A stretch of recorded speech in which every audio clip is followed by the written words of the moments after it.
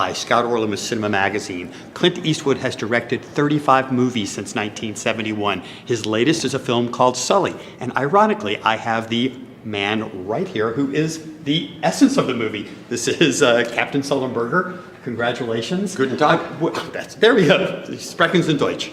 Let me ask you something. Is when we all have elements in our lives that we think, oh my God, these are important moments. But you have a very specific moment, and that was handling the U.S. air flight that landed in the Hudson. Was it cinematic? I mean, it's ironic to look back on that, but was there something cinematic about the moment? It was certainly traumatic, and it became cinematic after the fact. That was a life-changing event for everyone on the airplane and their families. And for me and my family, it changed the most because we got most of the attention. It changed our lives instantly, completely, forever.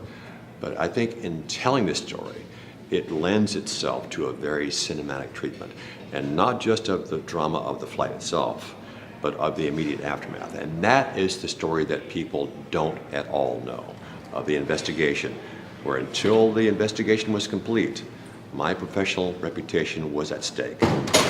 First of all, it's an incredibly powerful movie when you see it. But let me ask you something. Having Tom Hanks step into your shoes during the course of this movie, were there insights, were there conversations with you that he wanted to have with you? Were there little nuances, or did he want to keep a distance from you prior to making this? A bit of both. First, Clint came to the house, and then once Tom was cast, he came to the house and spent about half a day, and we talked about what it's like to play a real person who's still alive, as he had done with Jim Lovell of Apollo 13, Rich Phillips, and others. And we talked about the script in some detail and made notes.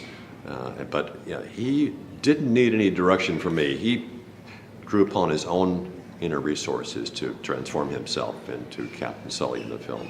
But we did talk about the responsibility of playing a real person, and that our lives would be intertwined for some period of time.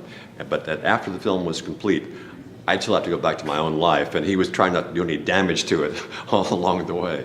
But he did a great job. I think he really captured the emotional temperature of the film all the way through.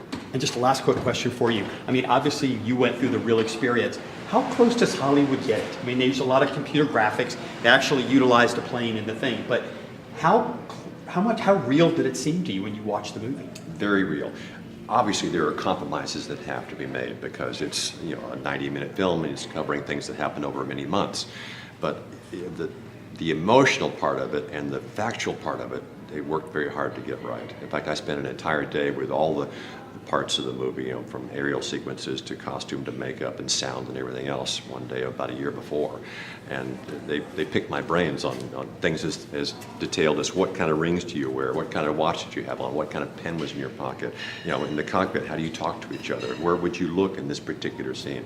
And all the nuts and bolts, they picked my brains and Jeff Skiles' brains about how to make a movie. Well, as a frequent traveler, I thank God that there are people like you in the air. Captain, thank you so much. Great talking with you. Really appreciate it. Scott, until next time.